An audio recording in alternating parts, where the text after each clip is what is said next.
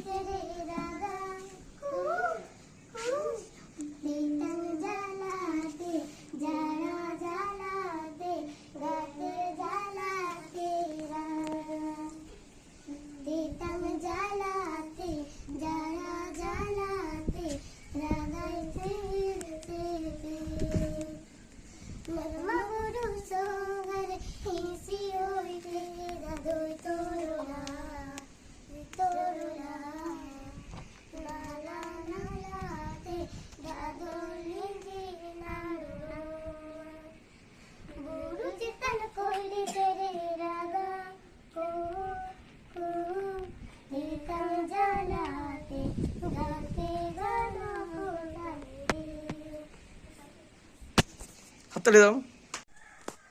তাহলে কবিতা যদি আমাদেরকে আবৃত্তি করতে হয় তাহলে আবৃত্তির উপাদানগুলো কি? একটা বিষয়বস্তু থাকবে। বিষয়বস্তুটা কি? সেটা কবিতা হতে পারে, ছড়া হতে পারে, কোনো প্রবন্ধ হতে পারে, শিক্ষামূলক কোনো প্রবন্ধের অংশ হতে পারে, যা কিছু হতে পারে, সেটাকে সুন্দরভাবে আমরা বলবো। এই জন্য কিন্তু আমাদের কি প্রয়োজন? আমাদের কণ্ঠস্বরটা খুব ভালো হওয়া প্রয়োজন আছে। দেখো তোমরা নাচ দেখেছো তো? তাহলে দেখো যখন নাচ দেখার সময় আমরা কি কি দেখি? যে নাচছে সে দেখি, সে কেমন অঙ্গভঙ্গিমা করছে দেখি, সে কেমন পোশাক পরেছে দেখি, তাই না? তারপরে তার সাথে কি থাকে? যন্ত্র সঙ্গীত মানে বাজনা থাকে, আলো থাকে, এই বিষয়গুলো সবগুলো নিয়েই কিন্তু একটা নাচ, তাই তো? তাহলে কোনো একটা আলো হয়তো হচ্ছে, লাইটিংটা হচ্ছে না, তবু কিন্তু নাচটা সে চালিয়ে যেতে পারে। গানের ক্ষেত্রেও তাই, বাজনা থাকবে, অন্য অনুষঙ্গ থাকবে। কিন্তু তুমি যখন আবৃত্তিটা করবে, তোমার কণ্ঠটা কিন্তু যদি বাধা পড়ে যায়, স্বর তোমার বলাটা যদি বাধা পড়ে যায়, তুমি যখন বলবে তাহলে তুমি ভালো করে বোঝাতে পারবে না। তাই সবসময়ের জন্য তুমি যখন আবৃত্তিটা করবে তখন একটা জিনিস মনে রাখতে হবে, তোমাকে যে কবিতাটা বা ছড়াটা দেওয়া হবে, যে বিষয়বস্তুটা দেওয়া হবে, সেটা সুন্দর করে মুখস্থ করতে হবে। কি করতে হবে? প্রথমে মুখস্থটা করতে হবে, দেখতে হবে যে কোথায় কোথায় আমার লাইনটা চলছে, সেই জায়গাগুলো বুঝতে হবে, স্টুডেন্ট আবার কারেকশন করতে হবে। উইক পালন আজকে অঙ্কন কর্মশালা চলছে। অঙ্কন নিয়ে বিভিন্ন বিষয় বোঝাচ্ছেন মাননীয় শিক্ষক সন্তুধারা মহাশয়। আজকে তুলসীবনী প্রাথমিক বিদ্যালয়ের সমস্ত শিক্ষার্থীদের নিয়ে চলছে অঙ্কন কর্মশালা। স্যার আমার গোল আঁকা হয়ে গেছে, কিন্তু তোমাকে দেখতে হবে যে এই গোলটার মধ্যে কোথাও কি কোথাও ট্যারা বেঁকা কোথাও কিছু আছে, কোনো লাইন কি বেঁকে আছে? হ্যাঁ, কে কে ধরতে পারছে কোথায় লাইনটা একটু একটু বেশি ফোলা মনে হচ্ছে, কোথায় একটু কম মনে হচ্ছে? কার কার মনে হচ্ছে হাত তোলো। কার কার মনে হচ্ছে একটু হাত তোলো যে স্যার আমার মনে হচ্ছে যে এইখানটা একটুখানি ঠিক করতে হতো, আনতে পারবো না, নিচটা এরকম জোড়া দাগিয়ে দিব, তাই তো? আবার এই যে সোজা দাগ, এই সোজা দাগ আমার এখন কাজে লাগবে। ছোট্ট করে এখান থেকে একটা দাগ টানলাম, অনুরূপ ভাবে আবার এখানে আর একটা এরকম দাগ টানলাম, এখানে একটা দাগ টানলাম, দিয়ে এইভাবে নিচটা জোড়া লাগিয়ে দিলাম। দেখো একটা সুন্দর বাড়ি দেখাচ্ছে, দেখাচ্ছে? হ্যাঁ হ্যাঁ। তাহলে দেখো এই তোমাদেরকে এতক্ষণ যে দাগগুলো শিখালাম, এই দাগগুলো দিয়েই কিন্তু এই বাড়িটা তৈরি হয়েছে, আর অন্য কোনো দাগ নেই। আচ্ছা কি না, এর জানলা কপাট করতে গেলেও একই এই দাগগুলোই লাগবে। বুঝতে পেরেছো? চলছে অঙ্কন কর্মশালা। কিভাবে একটি বাড়ি তৈরি করা যায় তার ধারণা গঠন ছবির মাধ্যমে শিক্ষক মহাশয় বুঝিয়ে দিচ্ছেন ছাত্রছাত্রীদের।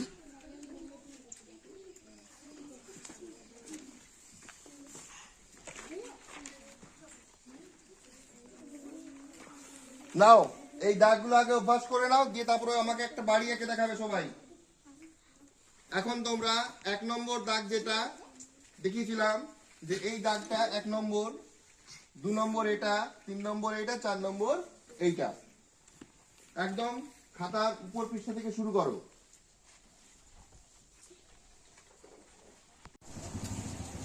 কালকে কেমন লেগেছিল তোমাদের বলো? অঙ্কন কর্মশালাটা ভালো লেগেছিল, তাই তো? তাহলে আজকে আমরা শুরু করব আবৃত্তি কর্মশালা। কি কর্মশালা? আবৃত্তি কর্মশালা। তাহলে আবৃত্তি কর্মশালা, তাহলে আবৃত্তি কি এটা আমাকে তো আগে জানতে হবে। আবৃত্তি কি এটা যদি না জানি তাহলে তো কিছুই জানা হলো না। তাহলে আমি কি নিয়ে কর্মশালা করছি সেটা নিয়ে জানতে হবে। তাতে আবৃত্তি কি কেউ কি জানো আবৃত্তি কি জিনিস? তোমাদেরকে ক্লাসের মধ্যে আগে তো শেখানো হয়েছে কি, ছড়া টড়া শেখানো হয়েছে, বলা শেখানো হয়েছে, শেখানো হয়েছে না? এই বিষয়টাকে খুব মানে ভালো বাংলায় আমরা বলি আবৃত্তি। তাহলে তাহলে আবৃত্তিটাকে আমরা যদি একটু গুছিয়ে বলি, কিভাবে বলবো? আবৃত্তি কি একা একা করি? আমরা করি না, কারোর সামনে করি। তাহলে যাদের সামনে করি তাদেরকে কি বলি? হয় কবিতা, নাহলে ছড়া, নাহলে কোনো গল্পের অংশ সুন্দর করে বলা, তাই না? তাহলে সুন্দর করে বলতে হবে, আকর্ষণীয় ভাবে মানুষের কাছে একটা উপস্থাপনা করতে হবে। তাহলে কোনো একটা কবিতা, প্রবন্ধ হতে পারে, গল্প হতে পারে, অংশ হতে পারে, কোনো কিছু, সেগুলোকে একটু মানে সবাই যে বাংলাটাকে মেনে নিয়েছে, যে বাংলায় আমাদের একটা ভাষাভাষী অঞ্চলের সমস্ত মানুষ যে ভাষা তাকে প্রাধান্য দেয়, যে ভাষাটা বইয়ের ভাষা, বোঝা গেল? অর্থাৎ শিক্ষিত মানুষজন যে ভাষাটাকে মূল গুরুত্ব দেয়, সেটাই কি আমরা যে শ্বাসটা নিই, কি একটা নিঃশ্বাস ফেলি আর একটা প্রশ্বাস গ্রহণ করি, এটা হচ্ছে আমাদের যে শ্বাসের যে বিষয়টা।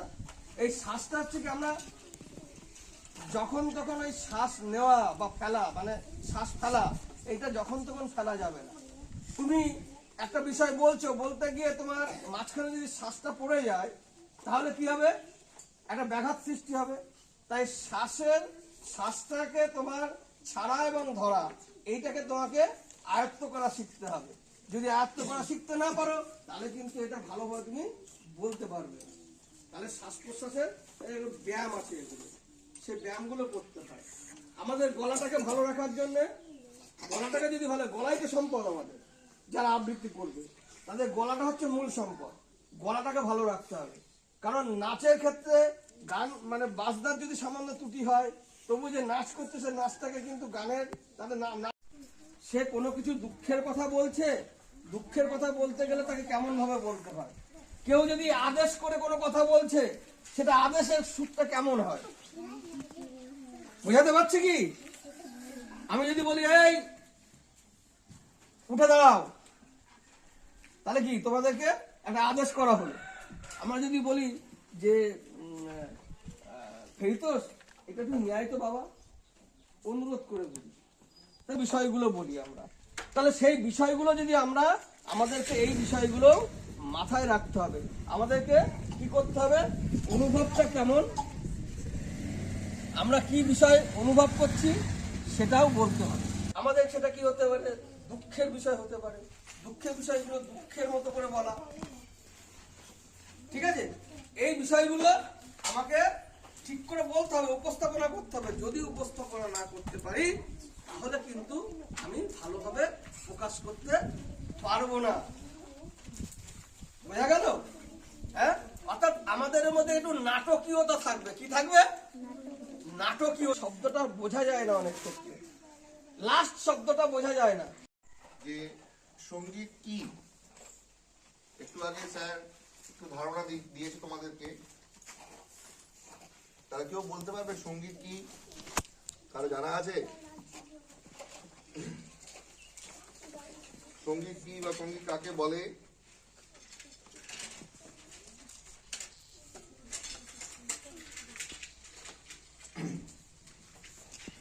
সঙ্গীত লেখা আছে। সঙ্গীত হচ্ছে এক ধরনের শ্রবণ। শ্রবণ মানে কি? শোনা। সঙ্গীত আমরা কি করি? সঙ্গীত বা গান বা গীত আমরা কি করি? শুনি। আগে আমরা কি করি? শুনি। শুনে তারপরে সেটা আমরা শিখি, তাই তো? তাহলে প্রথম যেটা করি সেটা হচ্ছে আমাদের শোনাটা কাজ। শোনার পর সেটার একটা ভালো লাগার ব্যাপার আছে, তাই তো? কিছু কিছু গান শুনলে দেখবে তোমরা নাচতে শুরু করে দাও, হাত পা এমনি। বললাম যে প্রভাব রয়েছে, সেটা মনের উপর প্রভাব রয়েছে, আমাদের শরীরের উপরেও কিন্তু একটা প্রভাব রয়েছে। সুর এবং ধ্বনি, গলার একটা সুরের প্রয়োজন আছে, তার সাথে যে গলার যে আওয়াজ, যে ধ্বনি যেটাকে বলি আমরা, এটার সমন্বয়ে সৃষ্টি হয় কি একটা সঙ্গীত। শিক্ষার্থী সপ্তাহ পালন চলছে। ঠিক আছে, আজকে আমাদের বিদ্যালয়ের চলছে সঙ্গীত কর্মশালা। এরপর এই যে ধ্বনি, যে কথা বললাম, ধ্বনি অর্থাৎ আওয়াজ। ধ্বনি মানে কি? আওয়াজ। আমরা গলা দিয়ে একটা আওয়াজ বের করি, তাই না? সেই ধ্বনি ধ্বনি ধ্বনি সৃষ্টি হয় একটা। এই ধ্বনি দু রকম ভাবে হতে পারে। একটা গলার আওয়াজ হতে পারে, অথবা কোনো যন্ত্র থেকেও তৈরি হতে পারে। যেমন ধর একটা ঢোল বাজছে, তাই না? অনেক সময় দেখবে বিয়ে বাড়িতে ব্যান্ড পার্টি করা হয়। ব্যান্ড পার্টিতে গান গান কেউ করে? হ্যাঁ, তোমরা দেখেছো গ্রামে ব্যান্ড পার্টি হতে? হ্যাঁ, ওই গাড়ির উপরে সব বাজি বাজিয়ে যায়, বাজে না? বিয়ে করতে যাওয়ার সময়। হ্যাঁ, তো ওখানে তো কোনো গান হয় না, শুধু আওয়াজ হয়। কি থেকে আওয়াজ হচ্ছে? যন্ত্র থেকে আওয়াজ হচ্ছে, ঢোল থেকে আওয়াজ হচ্ছে, হ্যাঁ, বাঁশি থেকে আওয়াজ হচ্ছে, তারপরে সিনথেসাইজার থেকে আওয়াজ হচ্ছে। এই আওয়াজগুলো শুনে আমরা কি করি? নাচি। নাচি না? তখন কিন্তু কেউ কিন্তু গান গায় না, কারো গলার আওয়াজ কিন্তু থাকে না, শুধু থাকে যন্ত্রের আওয়াজ। তাহলে ধ্বনি দু রকম ভাবে হতে পারে। এক, গলার আওয়াজ, আরেকটা হতে পারে বাজনার আওয়াজ। বাজনা বলতে যেটা যন্ত্র বলি আমরা, ওগুলো একটা যন্ত্র। ঢোল একটা যন্ত্র, হ্যাঁ, বাঁশি একটা যন্ত্র, যেটাতে ফু মারলে আওয়াজ বেরোবে, এবং ওটা শুনলেও মনের মধ্যে একটা আনন্দ সৃষ্টি হয়। তাহলে সঙ্গীত হচ্ছে কি বললাম, যে সুর এবং তার সাথে থাকতে হবে কি? ধ্বনি। এই দুটোর সমন্বয়ে সৃষ্টি হয় সঙ্গীত। ঠিক আছে, আর একটা জিনিস কি এর সাথে যুক্ত আছে, একটা জিনিস, সেটা হচ্ছে তাল। ঠিক আছে, সঠিক তালে গানটা গাইতে হয়। তাল হচ্ছে একটা দোলা, একটা দুলুনি। ছড়ার যেমন একটা দুলুনি থাকে, একটা তাল থাকে। কালকে ছড়া নিয়ে অনেক আলোচনা হয়েছে, তোমরা জেনেছো যে ছড়াও কিন্তু একটা সুরে বলতে হয়, একটা ছন্দ থাকে, একটা তাল থাকে। ঠিক সেই রকমই গানেরও একটা কিন্তু সুর তাল থাকবে। ঠিক আছে, আমাদেরই বাজার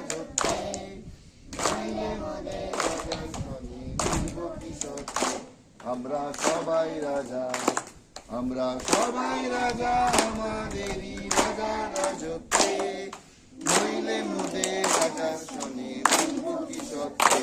আমরা সবাই রাজা, আমরা যা খুশি তাই করি, তবু তার খুশি তাই করি, আমরা যা খুশি তাই করি, তবুই তার খুশি তাই করি। আমরা নইলে দাসের রাজার দাসে দাসত্বে, নইলে মোদের রাজার শনে মিলব কি সত্যে। আমরা সবাই রাজা, আমরা সবাই রাজা, আমাদেরই রাজা রাজত্বে, নইলে মোদের রাজার শনে মিলব কি সত্যে। আমরা সবাই রাজা, আমরা চলবো আপন মতে, শেষে মিলব তারই পথে। আমরা চলবো আপন মতে, শেষে মিলব। এই তো গানটা লিখিস নি? আমরা সবাই রাজা, আমরা সবাই রাজা, আমাদেরই রাজা রাজত্বে, নইলে মোদের রাজার শনে মিলব কি সত্যে। আমরা সবাই রাজা, আমরা যা খুশি তাই করি, তবু তার খুশি তাই করি, আমরা যা খুশি তাই করি, তবু তার খুশি তাই করি। আমরা নই বাধা নই দাসে রাজার দাসে দাসত্বে, নইলে মোদের রাজার শনে মিলব কি সত্যে। আমরা সবাই রাজা, আমরা সবাই রাজা, আমাদেরই রাজা রাজত্বে, নইলে মোদের রাজার শনে মিলব কি সত্যে। আমরা সবাই রাজা, আমরা সবাই রাজা, আমাদেরই রাজা রাজত্বে, নইলে মোদের রাজার শনে মিলব কি সত্যে। আমরা সবাই রাজা, আমরা চলবো আপন মতে, শেষে মিলব তারই পথে। আমরা চলবো আপন মতে, শেষে মিলব তারই পথে। মোরা বলবো না কেউ বিফলতার বিষম আবর্তে, নইলে মোদের রাজার শনে মিলব কি সত্যে। আমরা সবাই রাজা, আমরা সবাই রাজা, আমাদেরই রাজা রাজত্বে, নইলে মোদের রাজার শনে মিলব কি সত্যে। আমরা সবাই রাজা, আমরা সবাই রাজা, আমাদেরই রাজা রাজত্বে। আজ হচ্ছে শিক্ষার্থী সপ্তাহের শেষ দিন। আজ তুলসীবনী প্রাথমিক বিদ্যালয়ে একটা ফটো প্রদর্শনী হয়েছে। বাচ্চাদের ছবি আঁকা এবং বিভিন্ন কিছু মুহূর্তের তাদের ছবি। এই হচ্ছে বাচ্চাদের যে ছবি আঁকা, সেই ছবি আঁকার জায়গাটা, সেগুলোকে আজকে প্রদর্শনী আকারে দেখানো হচ্ছে।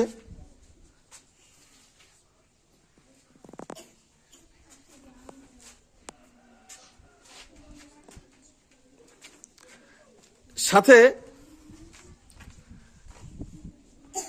তুলসীবনী প্রাথমিক বিদ্যালয়ে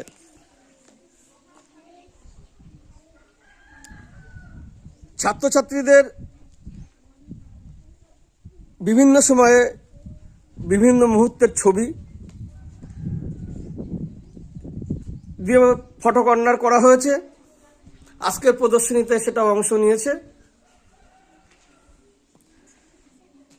বিভিন্ন সময়ে স্কুলে যে সমস্ত অনুষ্ঠান হয়েছে সেই অনুষ্ঠান, এবং এবার রাজ্য সরকারের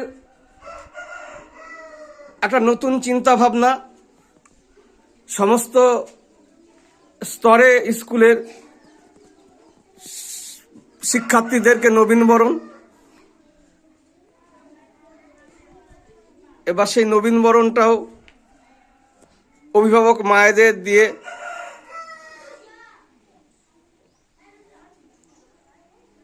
স্কুল সেটা পালন করতে পেরেছে। আপনারা ছবিতে দেখতে পাচ্ছেন সেই বিভিন্ন মুহূর্তের ছবিগুলো। স্কুলের 22 শিক্ষাবর্ষে একটা ফটো ফ্রেমের মধ্যে আছে। এবং স্কুলে যে বিভিন্ন কর্মশালা চলল, সঙ্গীত কর্মশালা,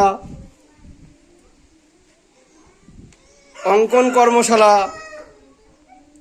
আবৃত্তি কর্মশালা, এবং স্কুলে বিদ্যাসাগর জয়ন্তীতে চক্রের বিভিন্ন বিদ্যালয়ের শিক্ষার্থীরা যে অংশগ্রহণ করেছিল সেই মুহূর্তের ছবি, স্কুলে যে স্বাস্থ্য শিবির হয়েছিল সেই স্বাস্থ্য শিবিরে ডাক্তারবাবু এবং হাসপাতালের আধিকারিকরা যে বক্তব্য রেখেছিলেন অভিভাবকদের সামনে, ছাত্রছাত্রীদের সামনে, সেটাও তুলে ধরা হলো। এইভাবেই সাজানো হয়েছে। এবং আজকের শেষ দিনের আমাদের শেষ নিবেদন, শিক্ষার্থীরা তারা তাদের বিভিন্ন এক্সট্রা কারিকুলার অ্যাক্টিভিটিস যেগুলো তারা প্রতিনিয়ত বাড়িতে বা স্কুলে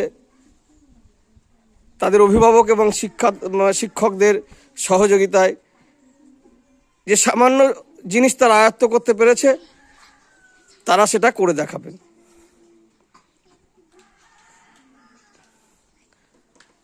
আমাদের প্রথমেই সবাই একসাথে বসে আছে, একটা সমবেত সঙ্গীতের মধ্য দিয়ে ওরা আজকের অনুষ্ঠানটাকে শুরু করবে।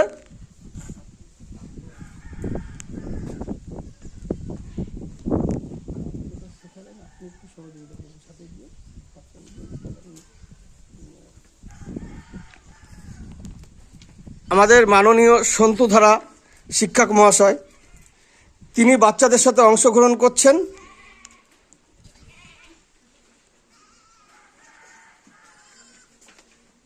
কালকে বিকালবেলাতেই আমাদের সঙ্গীত কর্মশালা শেষে স্যার এটা করবার চেষ্টা করেছিল ওদের সাথে। একদম নতুন বাচ্চারা, আগে এরকম ধরনের বিষয়ের সাথে তারা সাবলীল ছিল না। তবুও স্যার যেভাবে চেষ্টা করেছেন, স্যারের সাথে বাচ্চারা সেটা তুলে ধরছে। তাহলে কালকে আমরা যে গানটা শিখেছিলাম, আমরা সবাই রাজা, এটা তোমরা শিখেছিলাম। তাহলে এই গানটা আমরা এখন শুরু করবো, কেমন? কালকে যেরকম ছন্দে তোমরা হাততালি দিয়ে সেই ছন্দটা ধরে রাখবে, দিয়ে গানটা আমরা গাইব। রেডি? শুরু করা যাক।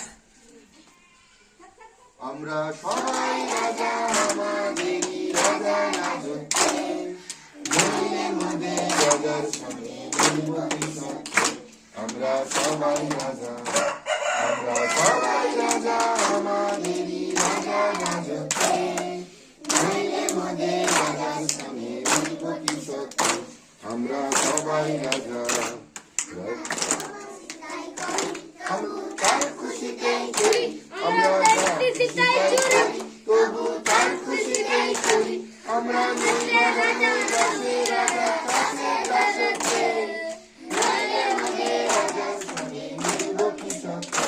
আমরা সবাই রাজা, আমরা সবাই রাজা, আমাদেরই রাজা রাজত্বে, নইলে মোদের রাজার সঙ্গে আমরা সবাই রাজা।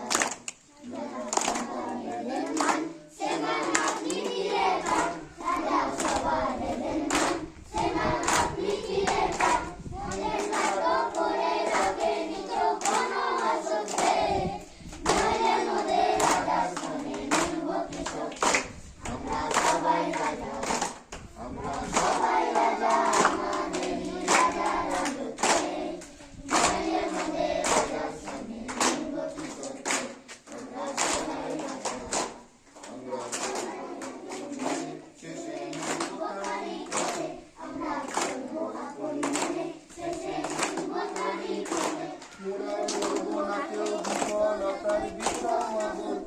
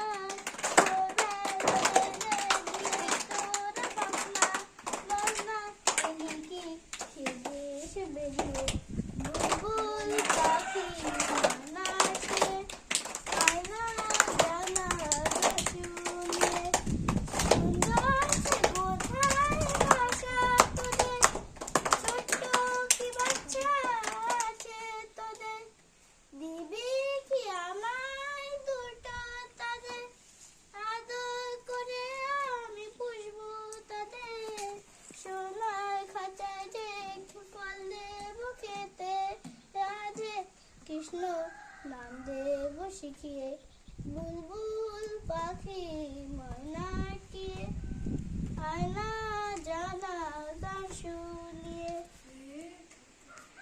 বাহ, নাও শুরু করো। নমস্কার, আমার নাম পার্বতী মন্দির।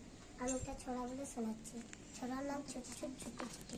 ছুট ছুট ছুটি ছুটি, টপটি টপটি, ছুটি পেলে ছুট দি দূরে, গান গায় আকাশে সুরে। ছুট ছুট ছুটি ছুটি, টপটি টপটি, ছুটি ও গুটি গুটি আসে, সরদে সোনা রোদে হাসে। ছুট ছুট ছুটি ছুটি, টপটি টপটি, ছুটির ছড়া ছুড়িয়ে পড়ুক, ছুটির ছড়া মনটা ভরুক।